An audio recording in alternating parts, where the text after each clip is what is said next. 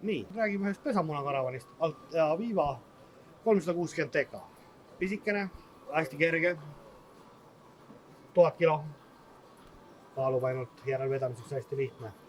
Taga on 2 akent ehk siis nari.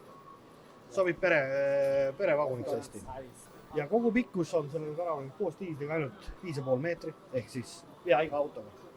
Uksest sisse 2 nari lastele, mille vahele saab panna ilusti kaardina. Tusse WC, piisavalt suur sellise väikse vaguni koht pere jaoks.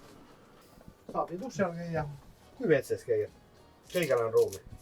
Natuke panipaika, nagu alati. Väike köögiosa, kahene pliita, kraanikauss.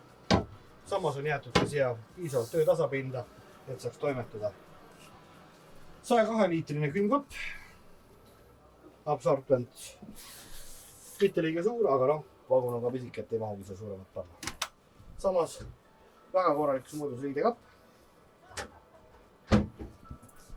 Ja sees istumise osa saab muuta 2 inimesele ka magamiseks.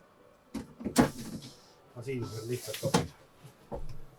Hästi nunnu, hästi kasutatav pisikene vagun perele. Tänud tähelepanu eest ja jälgige matkasuvilat.ee, kus alati rohkem infot.